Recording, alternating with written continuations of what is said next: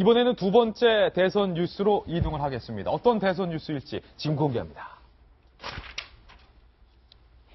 크게 중요한 문제는 아닌데요. 안철수 후보의 바뀐 목소리가 가래톤이냐 아니면 루이 암스트롱이냐 이걸 두고 약간의 설전이 오갔습니다. 주로 민주당 소속 의원들이 안철수 후보의 목소리를 문제 삼았는데요. 일단 안철수 후보의 목소리 변천사를 저희가 한번 진짜 바뀐 게 맞는지 준비해봤습니다. 들어보시죠. 제게 많은 이야기를 들려주신 그리고 많은 지지를 보내주신 분들 저와 함께 해주십시오. 사랑하는 여수 시민 여러분, 여수사위 안철수입니다. 반갑습니다.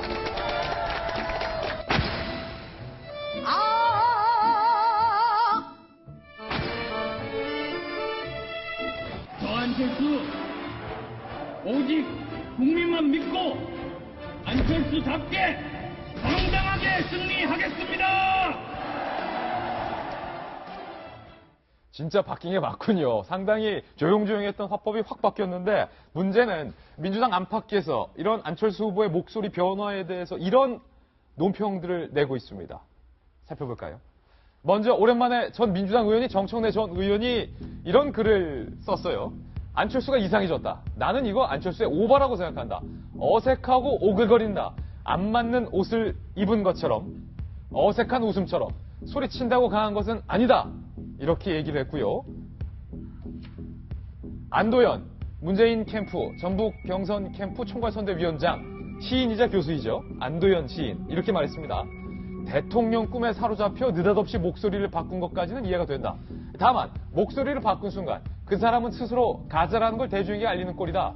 목소리의 정체성이 그 사람의 정체성이다. 이 말은 안철수 가짜다. 이런 비판입니다. 그리고 재야 사학자로 알려진 전우영 씨는요. 이렇게 말했습니다. 목소리가 바뀐다는 건 무언가의 빙이 됐을 때 나타나는 대표적 현상이다. 빙의다. 귀신까지 나왔어요. 이제까지와는 다른 세력의 목소리를 대변하겠다는 결의를 표명한 것 아닐까? 자기 정체성을 바꿔서라도 권력을 잡고야 말겠다는 그 강한 의지엔 경의를 표할 수밖에 칭찬이에요. 여기에요. 갸우뚱합니다. 어쨌든 박지원 대표가 이 모든 비판에 대해서 이렇게 말했습니다. 이거 스스로 습득한 발성이다. 깜짝 놀랐다. 뭘 깜짝 놀라기까지 하세요. 자기가 그렇게 노력했다. 과학자라서 그런지 탐구욕이 강하다. 스스로 목소리를 바꿨다. 뭐 찬양에 가까운 얘기까지 국민의당 내부에서 나오고 있는데 이 목소리 변화에 대해서 안철수 후보 본인은 정작 뭐라고 답했을까요? 들어보시죠. 요즘 제 목소리가 바뀌었다고 이제 말씀들을 많이 하시는데요. 자기 자신도 못 바꾸면 나라 바꿀 수 없습니다. 아마도 남은 30여일 동안 조선왕조 500년 동안 일어날 수 있는 모든 일들이 다 일어날 겁니다.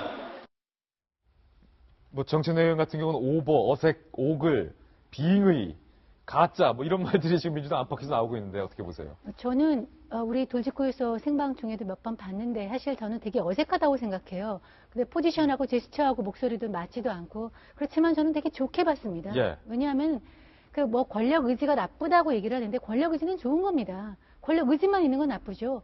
저렇게 권력 의지를 갖기 위해서 자기 자신을 변신시킨다는 거는 정말 대단하고요. 저도 목소리에 콤플렉스가 많아서 바꿔보려고 했는데 안 되거든요. 그런데 저렇게 50, 이제 60을 바라보는 나이에 다른 것도 아니고 타고난 목소리까지 바뀐다는 거는 정말 많이 노력을 했다는 것이거든요. 예.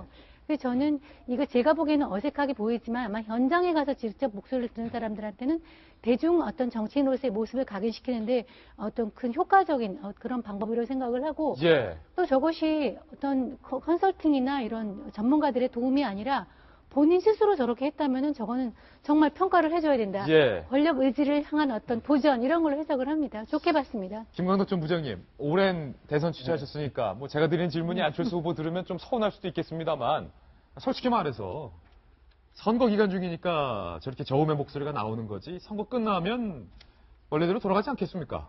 네, 그러니까 일상의 목소리는 잘 안 바뀐다 그래요. 그러니까 연설할 때라든가 이런 거는 바꿀 수가 있는데 어떤 정치인이 자기 변신을 꾀해서 뭔가 국면 전환을 노릴 때 가장 많이 할 수 있는 게 바로 자기가 옷을 갈아입는다든가 헤어스타일을 바꾼다든가 목소리를 바꾸는 거거든요. 얼굴을 바꿀 수는 없지 않습니까? 자기 생각을 바꾸기도 어렵고. 예. 근데 이제 과거에도 보면은 외국에서도 그 조지 부시 대통령이라든가 전 대통령이라든가 마가릿 대처 영국의 총리라든가 이런 전 총리라든가 이런 사람들이 목소리를 바꿔서 굉장히 또 지지율을 올리고 신뢰를 올려서 한 또 사례가 있습니다. 사례가 있군요. 네, 사례가 있고 그래서 안철수 전 대표도 어떻든 일부의 주변에 지적이 있었겠죠. 그래서 네. 아마 독학으로 배웠다고 하는데 이걸 통해서 마침 또 지지율 상승이라는 국면 속에서 목소리도 같이 바뀌는 현상이 나타나면서 박지원 대표는 거의 뭐 국민- 득음했다. 뭐 이렇게 국민들의 진짜- 관심을 굉장히 고조시키는데 네.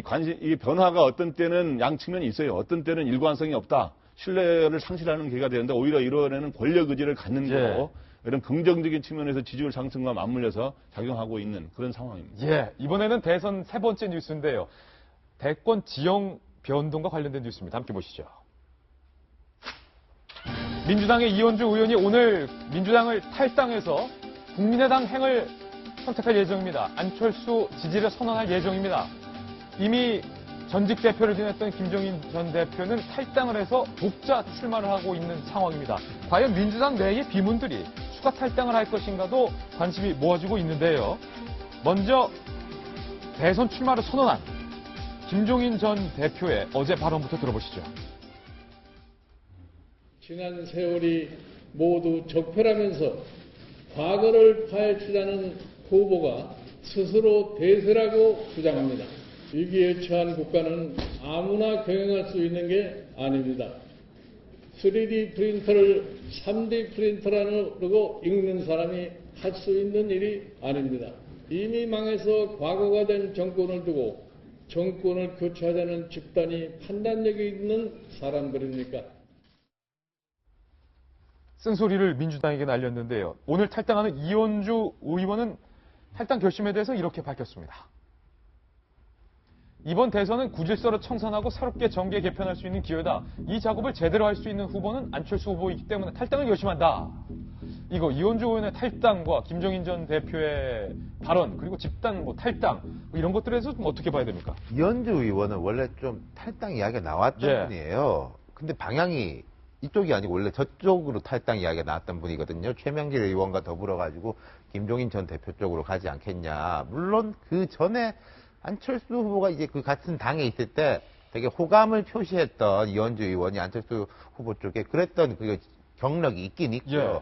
그래서 이게 혼자의 행동인지 뭔가 이게 집단적인 조율인지 아니면 제 세 번째도 있을 수 있습니다. 이제 퍼스트 펭귄이라고 해가지고 조율은 아닌데 먼저 움직인 게 어떤 신호탄 같은 게 될 수 있다는 거죠. 첫 번째 펭귄이라고 하는군요. 예. 퍼스트 펭귄.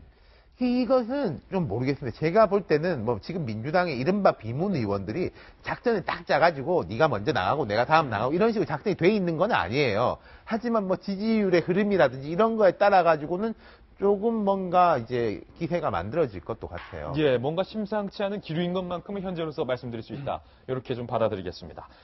저희는 60초 광고 후에 돌아오겠습니다. 잠깐만요.